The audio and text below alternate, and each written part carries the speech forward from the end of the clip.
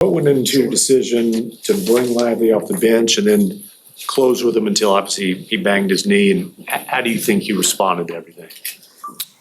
The answer to the last part of the question, I thought he did, the guys that we asked to come off the bench did a great job tonight. I thought D-Live did a great job. His energy, he came up with some big defensive stop there, and then the offensive rebound was big for us. I thought he did great until he bumped knees. But I thought, again, his length on Bam there at the end, he made a miss, and we got the stops when we had to. And then on the offensive end, he came up again with a big offensive rebound, and they threw it out. I thought the units that were out there today did a really good job on both ends. We got off to a little slow start defensively, but after the first quarter, I thought the the units out there were really good. I think the most we gave up was 25 in a quarter, and we haven't seen that in a while. What did you think was the difference defensively after the rough start? Just being tied together, it's not easy. It's going to be ups and downs. You're going to be tested. I thought the group that started, we got backdoored a little bit too much, trying to run, making sure Duncan wasn't going to shoot threes, and he back cut us a little bit. Jimmy got to the middle, which he loves to do, and then that puts a lot of pressure on the defense, so that opened up some threes. But I thought the guys, again, mentally stayed the course. No one's panicked, and we had a good home win. As far as you know, is it just a big knee? Oh, this is like 30 seconds. I just got here. It's the fastest I've been down here. I think it's just bang knees as of right now. So we'll find out tomorrow. We'll have more on that tomorrow. What was the Exum's importance down the stretch? Another player you closed with? His importance, when you look at his calmness, he doesn't panic.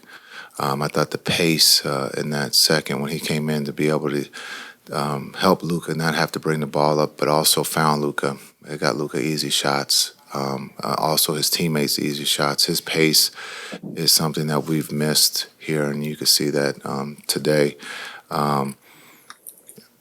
Maybe one flaw was the layup, but I think with the long stretch that he had there, he was playing at a high level for us. And then the trust that Kai and Luka have late in the game with the double teams, being able to knock down the three, and then being able to knock down a jump shot. And then the most important part of all that was being able to make the free throw. So he was good on both ends, and we missed him. What will it take to build a winning streak from tonight, kind of build on this win? We got a chance to play another game in Detroit. You can only take one at a time, take the one that's in front of you, and now we leave for Detroit tomorrow, play them.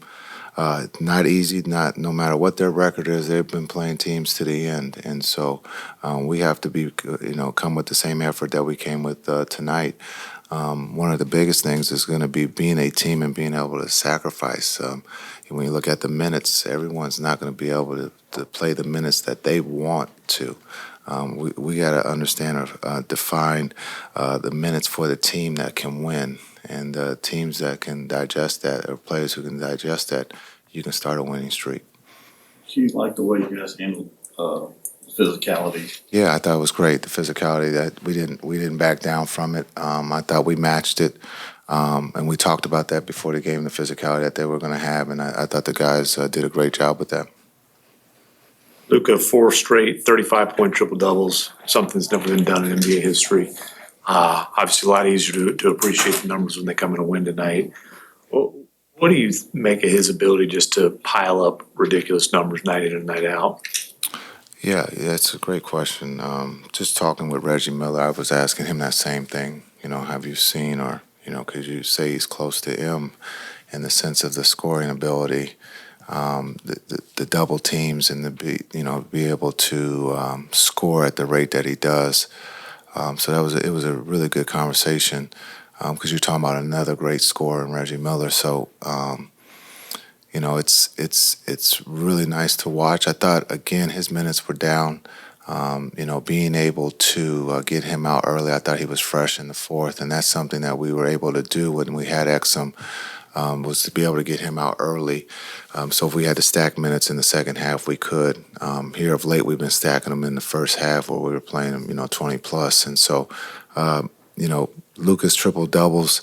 I've always said this: we can't take that young man for granted. You're seeing something as rare as a Picasso. When he comes every night, he does something. I thought the three with, no time on the shot clock was, everybody just knows that he was going to make it. But those, that doesn't happen for everybody. And so he's special. And I think when you see him, no one's going to give him a compliment, but we got no T's in 2 games. We're rolling, and so I think you talk about the triple double streak. I think we got no T streak going. So I think that's something that we have to talk about too. Is that I think he has a little bit more energy, and I think his composure right now. He's in a really good place. No matter winning or losing, he loves to win. He wants to win. But I think you're starting to see him turn the corner here. Jason, after last game, Daniel mentioned that one of the voices that stood out in the locker room was the vet, Markieff Morris. What does it do for you as a coach when you have a veteran kind of echo your same sentiment? Yeah, when with Markieff talking, we need that in this, not just with us, but in this league, because these are players who have done this and played before our younger players, and a lot of times peer to peer, it's probably hurt a little bit more and taken a little bit more serious. And I thought Markieff speaking up after that game was big because that's what we need. And that's, leaders come in all shapes and forms. They don't have to make $40 million and they don't have to play 40 minutes. And so he's been a big part of our season, even though you don't see it in the stat sheet, nor do we brag about it. But he's a big part of our success and a big part of our family. The defense a little more to your liking, at least the last 3 quarters? Oh, yeah, most definitely. I feel like, we came out with an edge in that second quarter. It was a 22-point quarter. I feel like we did everything we kind of needed to do, just pretty much withstand that first punch that they threw in the first. Going into this, you haven't lost the first 2 games on this homestand. How critical did you guys view this game? Oh, most definitely. It was a must-win. We came out, and the message was, this is one of the ones that we need. Most definitely, because, we're playing for something. We're playing for a position to be able to make the playoff run that we want to. So, really, just tonight, we just had to just come out with the mindset that it's going to be a tough one, for sure. Especially with this rough, gritty Miami team, we had to really come out and stay locked in. Last game, you talked about the overall effort and communication on defense. What was your assessment tonight? I feel like we did a lot better from the last 2 games that we've had. Of course, it was areas where we kind of got to a point to where it wasn't any communication, but we took the next step forward and got to a point to where it was like we're there for each other. At the end of the day, we stayed kind of together. It was a lot of frustration. I got frustrated in the first quarter, felt like I wasn't doing the things that I needed to do. Teammates came and pretty much pushed me forward instead of letting me take a step backward. For sure. So tonight we for sure stayed together as a team, as a unit, just kind of let all the stuff happen that happened throughout the game, left that behind us and had a next play mentality, I would say. How do you build upon that because you said it was a must win, how do you make sure yourself and your teammates sustain that effort going forward? I would just say it's just communication on and off the floor, through the coaching staff and the players. Every day, every night, every minute, every second counts at the end of the day, and every possession counts in these games. So if we worry about the possession before or possession that happened at the beginning of the game or anything like that, it's something that kind of ties in and kind of sucks the energy out of the team. So at the end of the day, we just, like I said, stayed together. We made sure we comforted the guys that needed it. We made sure we pushed the guys that needed it. At the end of the day, got guys out of their head, got them out of their funk, and just went out and had fun with the game. Derek Jones and PJ, I was having a conversation with them at the end of the game, and they were just saying, you got to stay having fun with the game, because if you get to a point to where it's like you don't have fun with it and try to control everything, you get frustrated. And that's kind of like how it felt with me in the first quarter. So those words stuck with me for sure. Daniel, Jason talked about you guys getting ready for your next matchup against Detroit, no matter what the record looks like. What does it say about you all and the league when you respect the team, no matter what the record is? They're an NBA team just like any other team. They're going to come out with, their eyes on the prize, and that's to come out and win a basketball game. So we just can't take that for granted. At the end of the day, we can't just come out and just think that they're just going to lay down and just give us a win. That's not going to happen at all. Were you happy with the way you guys handled the physicality and how much did that help on the defensive end? It helped us a lot because fighting against a team like this, Miami, you got to give credit to where credit is due. These guys are tough. They come out every night. They put their bodies on the line, and their energy is just out of this world when it comes to just like their defensive effort. They're in the passing lanes. They're in the right spots at the right times, and they're a very well-conditioned team, I would say. So at the end of the day, we just had to come out and just kind of like hold our poise because we knew it was going to be just like a rough game from the start. In your view, what changed defensively for you guys after the first quarter? 25 and under in the next three. I think it's just the easy points. There was too many backdoors, too many just layups, things that we can control. I think once we kind of stopped that, the game was out. So. Jason talked a lot about you closing the game, and especially as they're sending doubles. Just having the trust. Luka and Kyrie specifically having the trust in you as a third ball handler. Were you expecting that going into the night? What did you see as you guys closed down the stretch? Yeah, no, I think it's always about being ready. Obviously I haven't closed the game in a long time, so but I'm always ready, and that's the biggest thing. And I knew they're going to double both of them, so it's always got to be me come back to the ball, and then when I get the free throws, just be confident, knock them down. Teams haven't been doubling as much on Luka and Kyrie. Do you think that kind of those 4-on-3 situations is where your skill set really shows on this team? Yeah, I mean, you can see it in a lot of different situations when they get downhill, and me being able to knock down a shot too. But it's just being able to play off different plays and different scenarios.